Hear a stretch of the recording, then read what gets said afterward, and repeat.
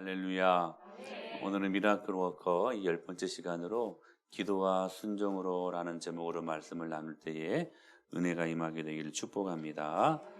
사도 바울이 선교할 때 어떤 곳에 가든지 유대인이 모인 회당에 먼저 가서 전도를 했습니다. 그 결과 많은 유대인들이 예수님을 영접하고 기독교로 개종을 하게 됩니다. 문제는 그 당시 유대교는 이스라엘은 물론이고 그리고 로마까지도 합법적인 종교로 인정을 받았지만 기독교는 유대교인과 그리고 로마 당국에게 인정을 받지 못했어요. 그러다 보니까 로마 제국과 유대인들이 기독교인들에게 박해를 아주 심하게 가하게 됩니다. 그 박해는 우리가 생각하는 그 이상이었습니다.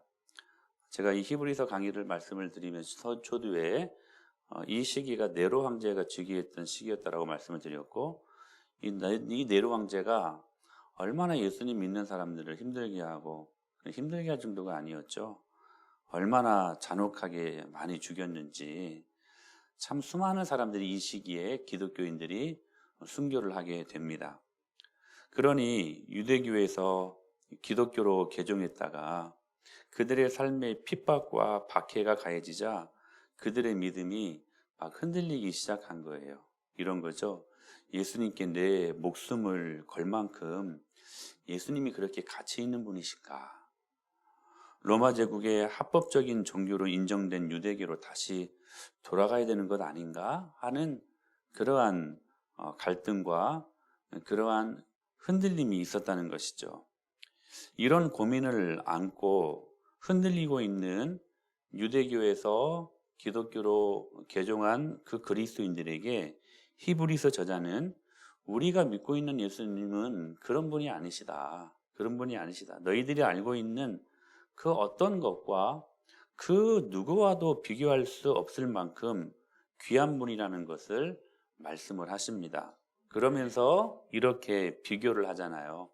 지금 안과 밖으로 이중고를 겪고 있는 그들을 향하여서 지금 격려하고 그리고 그들을 막 지지하고 그들에게 힘을 공급하는 이 말씀의 의미로 히브리서가 기록이 되어 있는데 그러면서 비교하지 않습니까? 예수님은 모든 만물보다 더 뛰어난 분이시고 어떤 선지자보다 탁월하시다.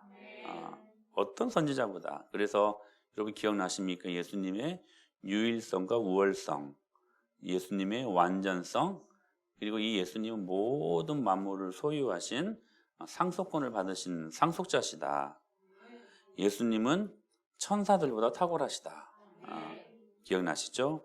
예수님은 또한 모세보다 탁월하시다라고 계속 비교하면서 예수님의 탁월성을 이야기하고 있고 너희가 이 예수님 믿으면 이 이중고의 아픔을 이길 수 있어. 그러니 예수님 믿어라 하시는 격려의 말씀인 것이죠. 그리고 오늘 본문에서는 예수님을 또 제사장과 비교를 하는데 일반 제사장과 비교가 될 수 없는 영원한 예수님은 대제사장이시다 라는 것을 말씀하면서 그들에게 힘을 실어주는 그러한 말씀을 하고 계시는 것입니다. 본문에서는 특별히 예수님이 영원한 대제사장의 자격이 있음을 일반 제사장들과 비교해서 설명을 합니다. 오늘은 세 가지 대지로 말씀을 전하기를 원하는데 구약 성경의 대제사장직의 그 자격 요건 그리고 이것이 예수님의 대제사장직과 어떤 상관관계가 있는가 그리고 대제사장으로 우리 가운데 임하신 그 예수님의 라이프 스타일은 과연 무엇이었는가라는 이 세 가지 주제를 가지고 말씀을 나누기를 소망합니다. 특별히 구약시대에 대제사장이 되려면 두 가지 자격 요건을 충족시켜야만 했습니다. 첫째는 뭐냐면 사람이어야만 했습니다. 천사도 아니고 그 비스무리한 어떤 존재들이 아니고 사람이어야만 했습니다. 우리 1절 말씀을 보실까요? 시작.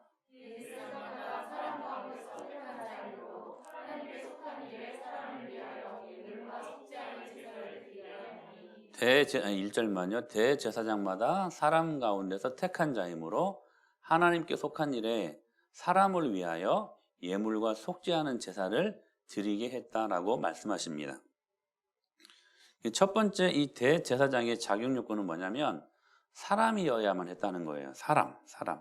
그래서 대제사장은 이스라엘 백성들을 대표해서 하나님께 제사를 드려야 되는데, 그래서 하나님과 사람 사이를 중보하는, 다리를 잇는, 근데 이 일들을 위해서 구약 성경에서는 반드시 사람이어야 했다는 사실이에요.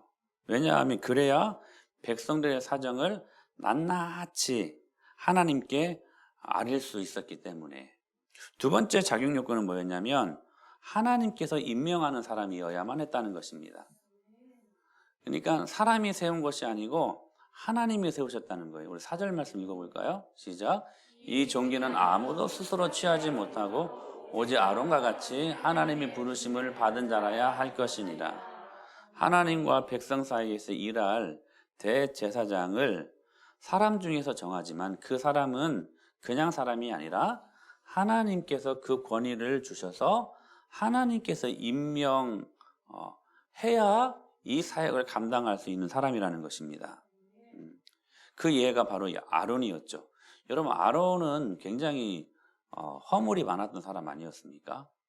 모세가 하나님의 말씀을 받으러 시내산에 올라갔을 때 그 아래서 뭐 했어요? 백성들과 함께 금송아지 만들면서 이것이 하나님이라고 그렇게 우상 섬겼던 사람 아니었습니까?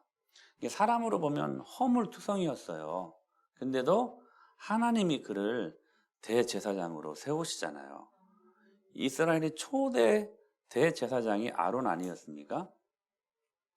그러니까 이 아론이 허물이 많고 실수가 많았지만 심지어는 우상까지도 섬겼던 그러한 전례가 있었던 사람이었지만, 그럼에도 불구하고 이 사람이 권위를 가질 수 있었던 것은 뭐였냐면 하나님께서 그를 임명하셨기 때문이라는 거예요.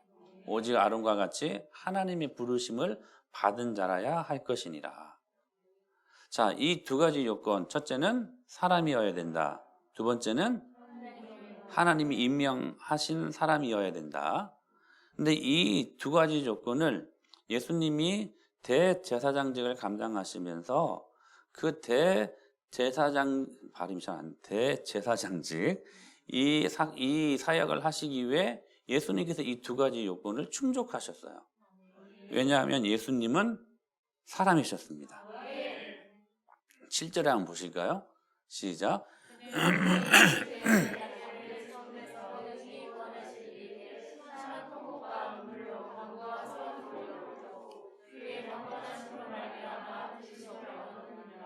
자, 예수님은 하나님이셨습니다.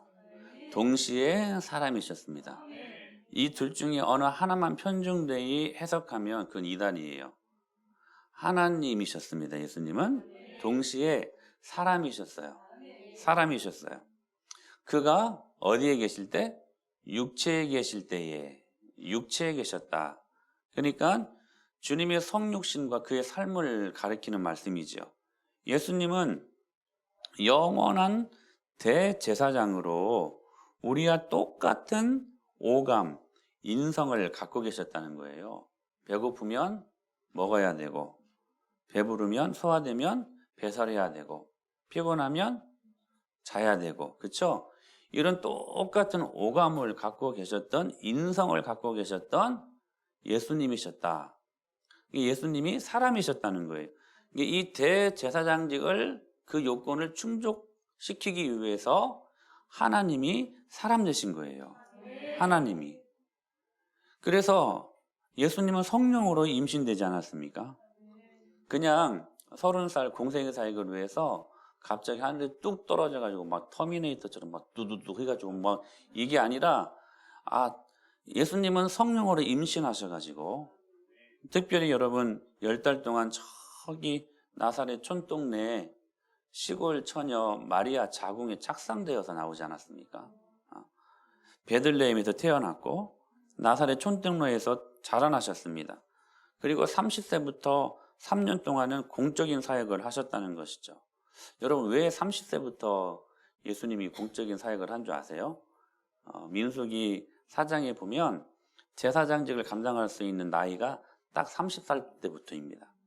그러니까 예수님이 그냥 뭐 어쩌다가 기분이 내켜가지고 30살 때부터 그냥 우연히 감당한 게 아니라 다 말씀을 근거해서 그 대제사장직을 지금 공생의 사역으로 이루셨다는 사실이에요. 온 인류를 구원하시기 위해서 육신의 몸으로 십자가 사역을 완성하셨다는 사실이에요. 예수님은 사람이셨습니다.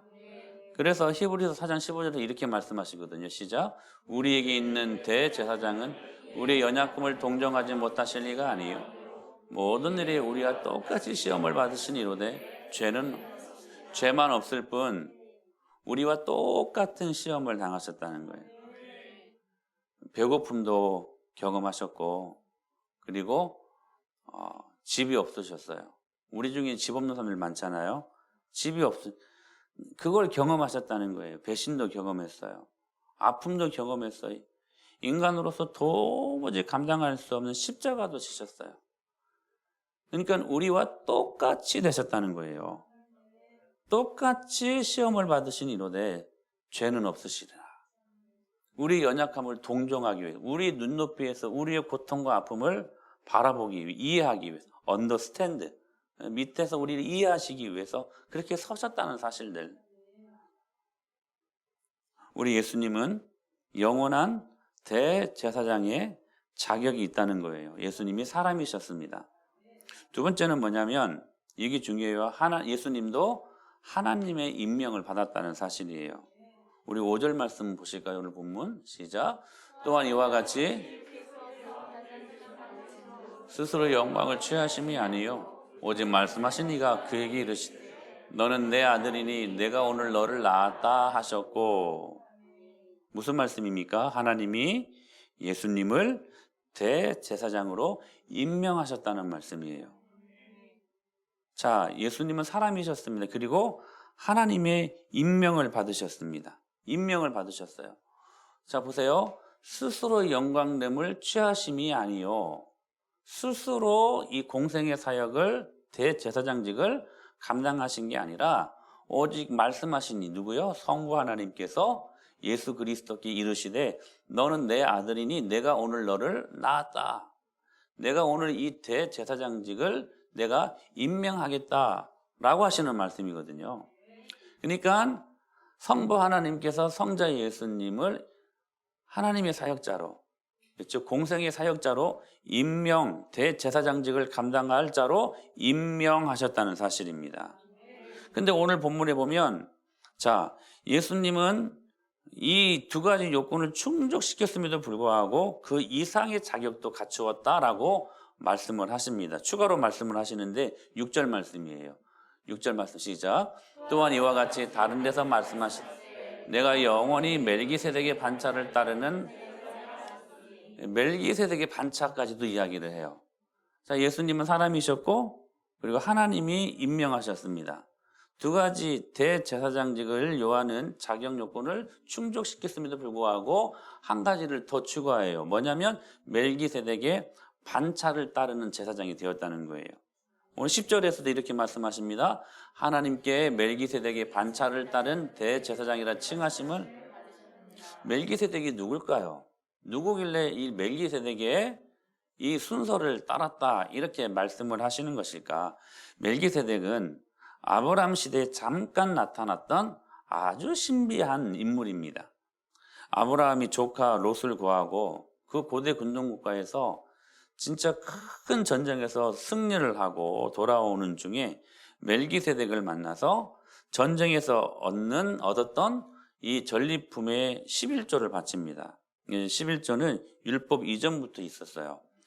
그때 이 멜기세덱은 아브라함에게 떡과 포도주를 주었습니다.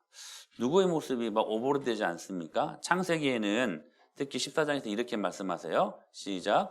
살레망 멜기세덱이 떡과 포도주를 가지고 나왔으니 그는 지극히 높으신 하나님의 제사장이었더라. 이 멜기세덱의 모습을 히브리서 7장에서 이렇게 소개하고 있습니다. 시작. 아버지도 없고 어머니도 없고 족보도 없고 시작한 날도 없고 생명의 끝도 없어 하나님의 아들과 닮아서 항상 제사장으로 있느니라. 아버지도 없고 어머니도 없고 신비하지 않습니까? 조실부모 할 수는 있지만 엄마 아빠가 없이 어떻게 우리가 태어나요? 근데 아버지도 없고 어머니도 없고 족보도 없고 시작한 날도 없고 생명이 그러니까 죽는 날도 없어. 그 다음 말씀이 중요해요. 하나님의 아들과 닮았대요. 더 중요한 말씀이 제사장으로 있는데 항상 제사장으로 있대요. 항상. 제사장들 죽잖아요. 사람이니까. 근데 이 제사장은 항상 있대요. 꼭 누구를 말하는 것 같습니까? 자, 보세요. 구약과 신약의 말씀을 종합하면 지금 아브라함에게 떡과 포도주를 주신 그 멜기세덱은 목요일, 그러니까 이 고난주가 목요일에 제자들에게 최후의 만찬을 하시면서 떡과 포도주를 주신 예수님이셨음을 알 수 있는 거예요. 구약 성경에 현현하신 제2위 성자 예수님의 모습을 볼 수 있게 됐다는 거예요. 그러니까 이렇게 예수님은 영원한 제사장으로, 그러니까 하나님께 임명받았죠. 사람이었죠. 그리고 멜기세덱의 반차를 따라서 제사장으로, 대제사장으로 아브라함 시대 때부터 일하셨다. 아브라함 시대 때부터. 그러니까 이 예수님은 우리에게 대제사장이신데 큰 대제사장이시다. 이분 믿고, 여러분 제사장이 어떤 일들을 했습니까? 하나님과 원수되었던 죄인들인 이스라엘 백성들의 그 중간 이 부분들을 잇는 역할들을 하지 않았습니까? 이게 중보자 예수 그리스도의 모습 아닙니까? 그 예수님이 너희들 안에 있으니 그 예수님으로 말미암아 이 이중고로 경험하고 있는 모든 아픔과 어려움들을 잘 이겨내도록 해라. 이게 여기 그렇게 직접적으로 기록은 안 돼 있어도 뭐라고 말씀하시냐면 취하라, 기운내라. 이 대제사장 되시는 예수 그리스도가 너희들 안에 있으니 기운내 이렇게 말씀하시는 거예요. 근데 중요한 것은 이 대제사장이신 예수님의 모습을 보니까 라이프 스타일이 오늘 또 이 본문 말씀에 기록이 되어 있어요. 이렇게 영원한 대제사장 되신 예수님의 삶에 나타난 두 가지 라이프 스타일을 우리가 볼 수 있게 되는데 7절 9절에 이 말씀이 나와요. 한번 보실까요? 시작. 그는 육체에 계실 때에 능히 구원하실 이에게 심한 통곡과 눈물로 강구와 소원을 올렸고 그의 경건하심으로 말미암아 들으심을 얻었느니라. 그가 다르심에서도 받으신 고난으로 순종함을 온전하게 되셨은즉 자기에게 순종하는 모든 자에게 영원한 구원의 근원이 되셨다. 두 가지 이 대제사장직을 감당하시는 예수님의 라이프 스타일을 발견하게 되는데 바로 하나는 기도고 하나는 순종이었습니다. 첫째, 기도였습니다. 이게 예수님의 공생의 사역의 라이프 스타일이었어요. 사랑하는 여러분, 예수님과 기도는 뗄 수 없는 관계입니다. 공생의 사역을 시작하시면서 예수님은 40일 금식하시면서 기도하셨지요. 그리고 공생의 사역 내내 우리 예수님은 습관에 따라 오히려 새벽 미명에 새벽 기도하셨다는 거죠. 한적한 곳에 가셔서 성부 하나님과 깊은 교제를 기도 가운데 이루셨습니다. 그리고 제자를 세우실 때 예수님 모든 삶 속에서 오직 기도만이 있으셨다는 것. 그리고 겟세마네 동산에서 십자가를 앞에 두고 오늘 그렇게 말씀하시죠. 심한 통곡과 눈물로 기도하셨다는 거예요. 이 심한 통곡과 눈물은 그냥 한순간에 감정이 복받쳤기 때문에 일어나는 것이 아니라 평상시 모든 삶 속에서 기도가 훈련되었고 반복되었기 때문에 특별한 시점에서 특별한 기도를 올릴 수 있었던 것임을 우리가 알 수 있어야 된다는 거예요. 심한 통곡과 눈물이 저절로 나온 것 아닙니다. 어떤 분들 보면 정말로 기도해야 될 상황인데 기도 못 하시는 분들 계셔요. 기도가 여러분 쉬운 게 아닙니다. 어렵고 힘들다고 여러분 다 기도의 자리에 나오는 거 아닙니다. 심한 통곡과 눈물을 다 흘리는 거 아닙니다. 이것도 훈련되어야지만이 할 수 있는 주님 앞에서의 우리들의 모습이 될 수 있다는 거예요. 예수님은 십자가를 앞에 두고 심한 통곡과 눈물로 기도하셨어요. 그리고 십자가에서 마지막으로 남긴 말씀도 아버지 내 영혼을 주님의 손에 부탁하나이다 라고 기도하셨습니다. 그러므로 예수님과 기도를 뗄 수 없듯이 우리도 이제는 예수님의 자녀들이기에 우리 신앙인들 역시 기도와 뗄 수 없는 관계라는 사실입니다. 여러분 이거 아셔야 돼요. 기도 없는 신앙인, 기도 없는 직분자가 무슨 일들을 할 수 있겠는가. 그래서 우리가 미라클 핫해도 사역을 준비하면서도 계속 기도 이야기합니다. 왜냐하면 성교는 기도로 이루어지는 것이기 때문에. 빌립보성 첫 번째 회심자 루디아, 그 루디아의 마음을 열어주신 분도 성령 하나님 아니셨습니까? 바울이 전도한 것 같았지만 그러나 분명히 그렇게 말씀하세요. 주께서 저들의 마음을 주님이 열어주셨다. 이 전도는 언제 되냐면 주님이 그 마음을 열어주실 때 되는 거예요. 그러니까 우리가 가서 우리가 복음 전도자로 쓰임 받지만 그러나 여기서부터 지금 기도하지 않습니까? 저들의 마음을 열어주시라고. 벌써 전도는 시작된 거예요. 그래서 전도는 그렇게 하는 거예요. 여러분 그렇게 한번 핫해도에 가서 평생 우리 그렇게 입을 열어도 전도 못 해봤잖아요. 한번 해보십시오. 정말 놀랍도록 재밌습니다. 지금까지 경험하지 못한 성령님의 충만함이 그때 일어나는 거예요. 그러니까 어떤 분들은 성령 충만함이 사라지고 막 내 마음속에 감동도 없고 기쁨이 없을 때 일부러 전도한대요. 왜냐하면 전도할 때 가장 성령님께서 활발하게 일하시는 때니까.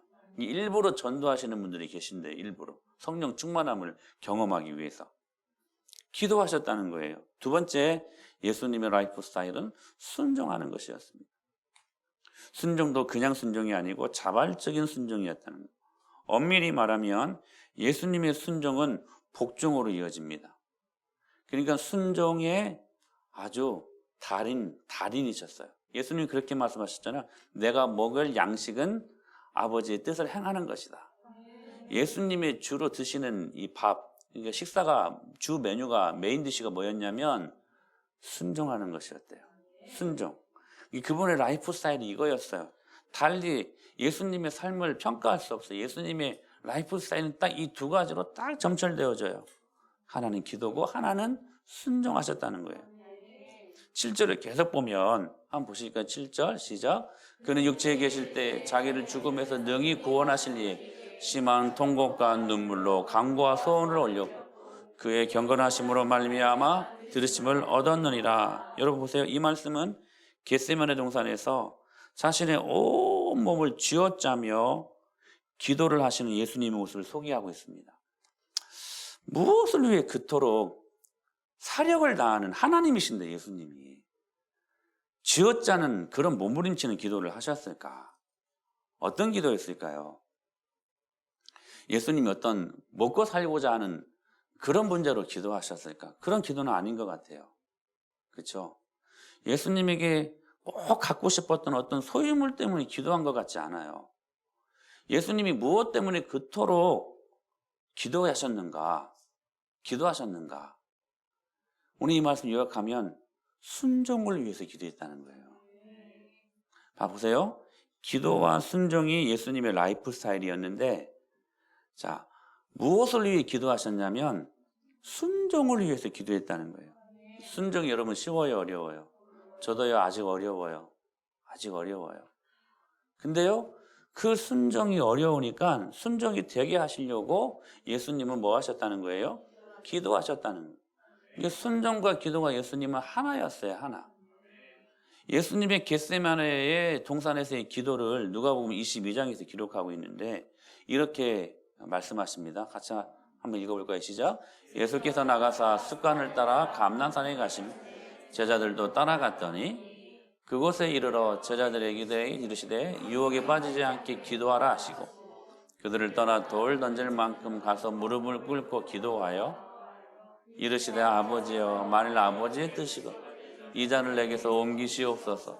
그러나 내 원대로 마시옵 아버지의 원대로 되기를 원하나이다.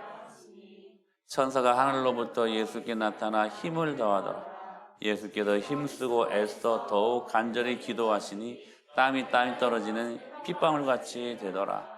기도 후에 일어나 제자들에게 가서 슬픔으로 인하여 잠든 것을 보시고 이르시되 어찌하여 자느냐, 시험에 들지 않게 일어나 기도하라 하시니라. 자, 보세요. 예수님이 지금 십자가를 지시기 전날 밤에 겟세마네 동산에서 땀방울이 핏방울이 되기까지 간절하게 기도하시거든요. 무엇을 위해 기도하셨냐면 순종을 위해 기도하셨다는 거예요. 어떤 순종이냐면 지금 여러분 이 말씀을 자세히 보면 예수님의 그 격한, 굉장히 솔직한 예수님의 모습을 보여줍니다. 육신의 예수님의 뜻은 뭐였냐면 십자가가 그냥 지나가는 것이었습니다. 이 잔을 내게서 옮기시옵소서. 우리 모두가 이런 마음 아닙니까? 이 고난이 우리에게서 다 옮겨가게 하여 주시옵소서. 이런 기도하지 않습니까?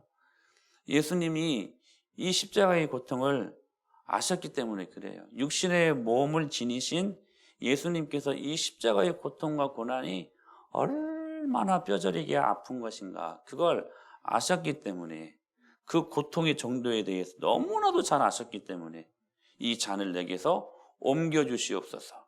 그냥 지나가게 해달라고. 십자가 지기 싫다는 거였어요, 쉽게 말하면. 그러니까 어찌 보면 우리식으로 말하면 예수님의 자아가 강해질 때였어요. 예수님의 자아가. 그러나 그때 예수님이 기도하십니다. 무엇을 기도하십니까? 하나님 뜻에 자기의 의지를 죽이고, 하나님 뜻에 자신의 의지를 죽이고 순종하기를 기도하셨다는 거예요. 자아가 죽지 않고서는 십자가를 질 수 없기 때문에 아무든지 나를 따라오려거든 첫 번째 자기를 부인하고. 왜요? 이거 부인하지 않으면 그 다음 말씀이 안 돼요. 자기 십자가를 질 수 없기 때문에 그래요. 그래서 예수님은 자아를 죽이는 기도를 합니다.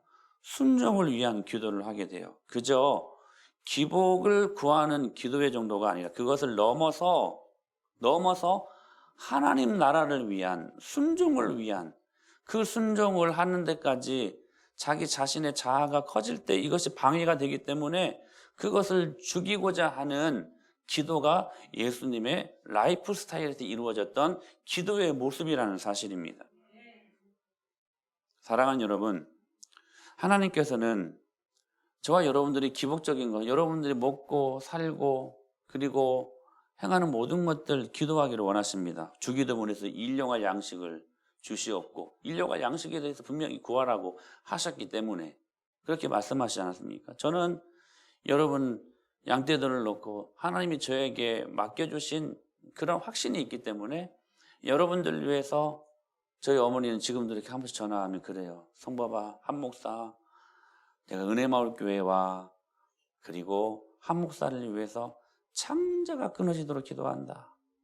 어머니 지금 여기 고관절이 다치셔서 1년 넘게 지금 병원에 계시는데 그럼에도 불구하고 창자가 끊어지도록 기도하신대요.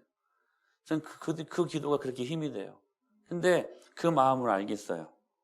하나님께서 저에게 맡겨주신 여러분들이기 때문에 기도할 때마다 정말 창자가 끊어져요. 어떨 때는 진짜 여러분 간절히 여러분들 잘 돼야 되지 않겠습니까? 나에게 주신, 저에게 맡겨주신 양떼들인데 여러분 다 같이 손잡고 다 천국 가야 되지 않겠습니까? 이 일들을 위해서 정말로 간절히 기도합니다. 자, 보세요. 기복적인 기도가 필요해요. 먹고 사는 문제로 기도해야죠. 근데 어느 순간에는 그 기복적인 기도를 넘어서서 우리의 기도가 우리 예수님처럼 내 자아가 강해졌을 때 그래서 순종하기 어려웠던 부분들을 위해서 하는 그 기도가 우리 가운데 이어질 수 있어야 된다는 사실이에요. 순종을 위한 기도. 무슨 기도요? 순종을 위한 기도. 내가 내 안에서 작아지는 기도, 내 자아가 사라지는 기도, 내 자아가 죽는 기도. 여러분 이 일들을 위해서 훈련해야 됩니다. 순종을 위한 기도 훈련. 그래서 여러분 훈련해야. 근데 여러분 훈련은 반복 아닙니까? 지금 올림픽이 한창인데 어제 우리나라가 양궁에서 금메달을 하나 땄더라고요. 근데 우리나라가 왜 세계 양궁 최강국이 될 수 있나? 그렇게 훈련을 많이 한대요. 올림픽에서 금메달 따려고 여러분 선수들은 훈련하지 않습니까? 훈련하죠. 근데 훈련은 뭐가 키포인트냐면 반복이에요.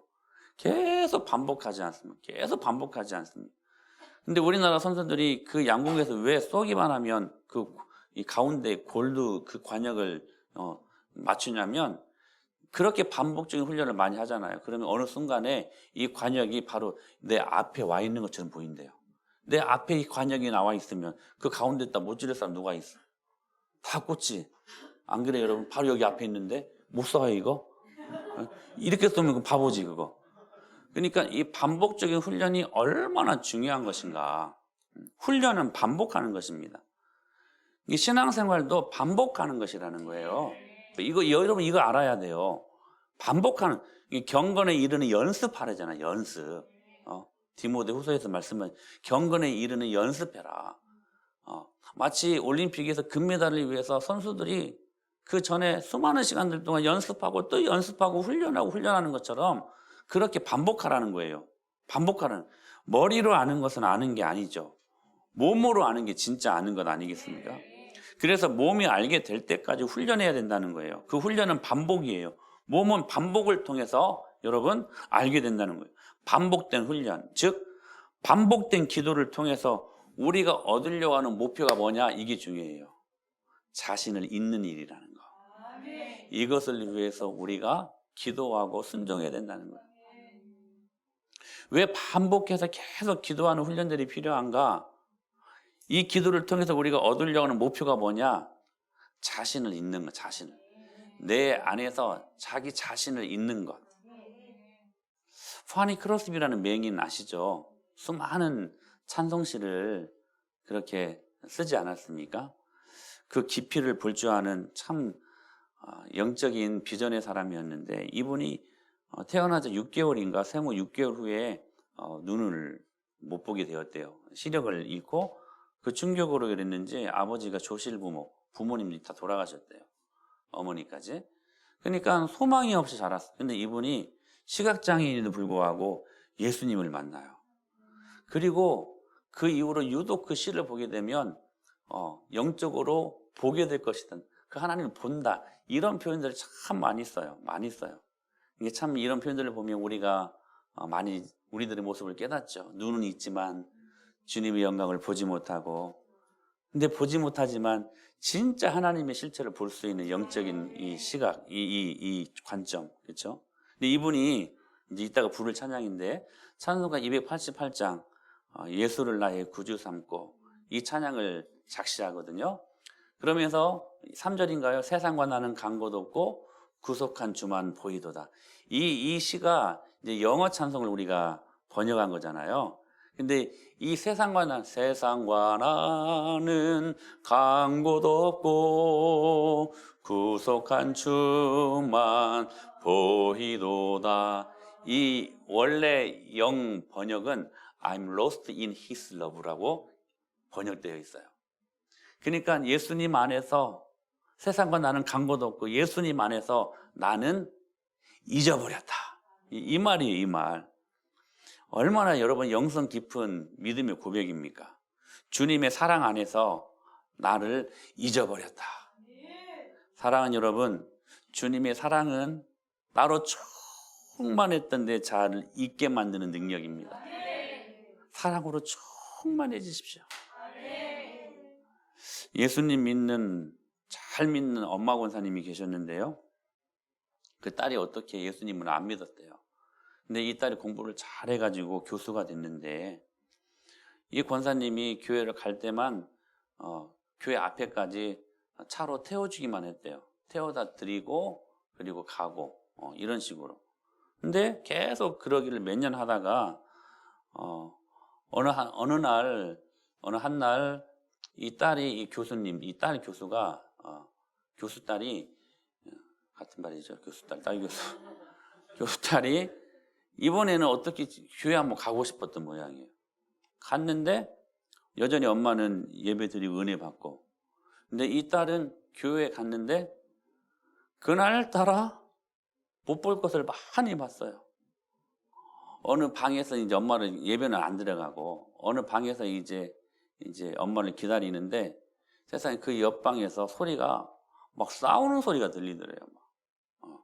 막 싸우는 소리가 이상해가지고 더 귀를 기울여 보니까 막 교회를 욕하고 막 저기 목사님도 욕하고 막 성도들은 막 힐난한 말로 막 고함이 막 이루어지고 있더래요. 또 가보니까 어떤 사람들은 막 침 찔찔 뱉으면서 진짜 교회 안에서 볼 수 없는 광경들을 이분이 그 교수 딸이 하루에 다 본 거예요. 하루에. 그래가지고 너무 화가 난 거예요. 예배가 마쳐지자 차 안에서 엄마에게 엄마 이런 길을 왜 다니냐고. 이게 교회입니까? 차라리 이런 시간에 날씨 좋으니까 우리 소풍이나 가자고 막 고함고함 소리치면서 엄마를 막 혼냈어요. 이런 길을 왜 다니시냐고. 근데 이때 이 엄마가 뭐를 말하냐면 이렇게 말을 해요. 나는 평생 교회 다니면서 주님만 봤는데 너는 딱 하루 교회 나와서 참 많이도 봤구나. 참 많이도 봤구나. 이 엄마 권사님은 왜 이런 거 몰랐겠어요? 근데 이 엄마 권사님은 오직 구속한 주만 본 거야. 오직 판단하고 자기 고집을 말할 수 있는 상황을 아예 잊어버린 거예요. 그래서 이분은 어떻게 예배를 드려도 은혜 받는 거예요. 근데 이 말을 듣고 이 교수 딸이요, 이 엄마의 신앙의 내공을 경험한 거야. 야, 이거다. 사랑하는 여러분, 너무 주님께 몰두해서 자기를 잊어버린 이 엄마 권사님의 모습, 심판날의 모습을 보면 참 재미있습니다. 지옥 가는 사람들을 보십시오. 예수님을 거절하고 핍박하고 조롱까지 합니다. 그리고 조롱까지 했는데도 불구하고 안 했다고 우깁니다. 반면에 천국 가는 사람들의 모습은 진짜 방금도 말씀드렸던 것처럼 오직 자신을 잊어버린 사람이에요. 자신을 잊어버린, 그의 사랑 안에서 자신을 잊어버렸다. 오히려 이분들은 뭐라고 말을 하냐면 내가 언제 그런 일들을 했냐고 의아해합니다. 자기를 잊어버린 거예요. 무엇 때문에 그렇게 지금 제가 말씀드리냐면 이 말씀 한번 보실까요? 시작. 내가 줄일 때에 너희가 먹을 것을 주었고 목마를 때에 마시게 하였고 나그네 되었을 때에 영접하였고 헐벗을 때에 옷을 입혔고 병들었을 때에 돌보았고 옥에 갇혔을 때에 와서 보았느니라. 이에 의인들이 대답하여 이르되 주여 우리가 어느 때에 주께서 줄이신 것을 보고 음식을 대접하였으며 목마르신 것을 보고 마시게 하였나이까. 어느 때에 나그네 되신 것을 보고 영접하였으며 헐벗으신 것을 보고 옷 입혔나이까. 어느 때에 병드신 것이나 옥에 갇힌 것을 보고 가서 배웠나이까 하리니 임금이 대답하여 이르시되 내가 진실로 너에게 이르노니 너희가 여기 내 형제 중에 지극히 작은 자 하나에게 한 것이 곧 내게 한 것이니라. 자 보세요. 주님이 말씀하세요. 내가 줄일 때에 너희들이 나에게 먹을 것을 주었고 내가 목마를 때 너희들이 나를 마시게 했고 내가 나그네 되었을 때 영접했고 헐벗었을 때에 옷 입혀주었고 병들었을 때에 나를 돌봐주지 않았니? 옥에 갇혔을 때에 와서 보지 않았니? 이렇게 의인들에게 말하는 거예요. 그때 의인들이 대답해요. 우리가 언제 나그네 대접하고 헐벗을 때 입히고 병든 것, 옥에 갇힌 것을 돌보았습니까? 지금 그 하나님이 기뻐하시는 그 일들을 하고도 몰라요. 안 했다고 합니다. 오히려 생색내지 않아요. 저 이거 했습니다 말하지 않아요. 잊어버리고 자기가 그렇게 해놓고도 주님 기뻐하시는 일을 해놓고도 잊어버린 거예요. 자기 의로 발전하지 않아요. 당연히 하는 것이라고 이야기해요. 사랑하는 여러분, 하나님을 향한 최고의 섬김은 여러분 기억하세요. 내가 사라지는 것입니다. 최고의 명성은 내가 사라지는 거예요. 세상과 나는 간 곳 없고 오직 구속한 주만 보이도다. 사랑하는 여러분, 이런 체험이 있어야 합니다. 그때 치유가 일어나고, 여러분 우리가 미라클 워커라는 주제를 가지고 말씀을 듣고 있지 않습니까? 그때 여러분 기적이 일어나게 되는 것입니다. 여러분 기도합시다. 순종합시다. 이 일들을 위해 우리 훈련하십시다. 언제까지요? 나를 잊을 때까지, 구속한 주만 바라볼 때까지. 여러분 반복합시다. 또 반복합시다. 언제까지요? 자신이 사라질 때까지. 그러면 자신은 잊혀지고 열매만 풍성하게 남게 돼요. 내 안에서 풍성하게 일하시는 그 주님의 은혜를 바라보고 진짜 복음이 주는 자유와 기쁨이 무엇인가, 그때 그 신앙의 깊이를 알게 되고 그 안에서 헤엄치면서 주님이 주시는 생수의 강을 경험하게 하실 것을 믿습니다. 오늘도 우리 예수님처럼 기도와 순종으로 그렇게 믿음으로 나아가시는 저와 여러분이 될 수 있게 되기를 간절히 축복합니다.